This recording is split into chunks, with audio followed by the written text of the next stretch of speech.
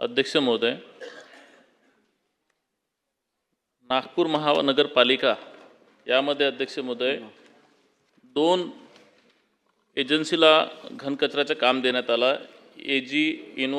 इन्वायरो व BVG असे ह्या दोन कंपनीला काम देण्यात आलं अध्यक्ष महोदय. हा 2019 मध्ये यांचा 10 वर्षासाठी करार करण्यात आला अध्यक्ष महोदय. अध्यक्ष महोदय 19 नंतर मग 2022 मध्ये महानगरपालिकेने हा करार रद्द करण्यासाठी ठराव सुद्धा घेतला अध्यक्ष महोदय. अध्यक्ष महोदय 18 जानेवारी 2026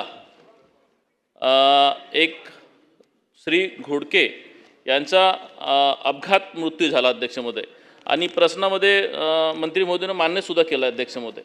अध्यक्ष महोदय माणसाची किंमत फक्त 15 लाख रुपये असू शकतात असं वाटतंय का अध्यक्ष महोदय?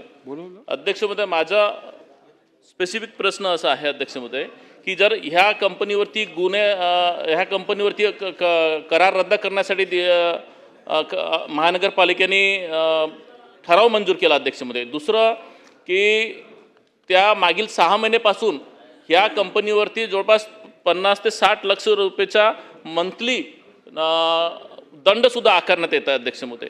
मग अशा ह्या सगळ्या कंपनीवरती ज्यांच्याकडे जे इन्फ्रास्ट्रक्चर आहेत, ज्यांच्याकडे कंटेनर आहेत, हे अनफिट आहेत, कुठलाही यंत्रणा यांच्याकडे चांगलं नाही आहेत.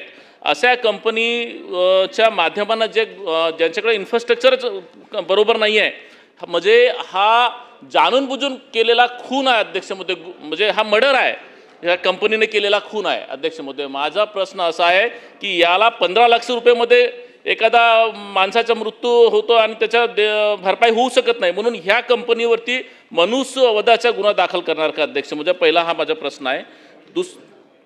दुसरा प्रश्न असा आहे अध्यक्ष महोदय, यामध्ये काम करणारे जे कामगार आहेत, यामध्ये नुसतं नागपूर महानगरपालिकेमध्येच नाही तर अनेक ठिकाणी कामगार काम करणारे आहेत अध्यक्ष महोदय.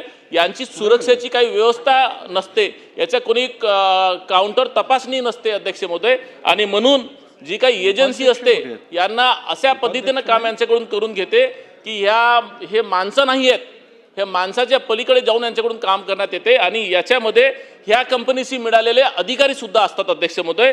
म्हणून शासन या सगळ्या महाराष्ट्राच्या, नागपूरच्या उदाहरण म्हणून संपूर्ण महाराष्ट्राच्या कामगारांसाठी काही एखादा व्यवस्था अशी उभी करणार की त्यांच्या सुरक्षेसाठी. तिसरा माझा प्रश्न अध्यक्ष महोदय की या कामगारांचा जो पगार आहे हे नाममात्र पगार आहे, शासनाकडून पगार वेगळं मिळते ना त्यांना दिलं जाते वेगळं. तर याच्यासाठी काही शासन अशी यंत्रणा उभारणार का की यांचा पगार जे शासनाच्या नियमानुसार देते त्यांच्यापर्यंत तो पगार जाईल का? असे हे माझे 3 प्रश्न आहेत अध्यक्ष महोदय.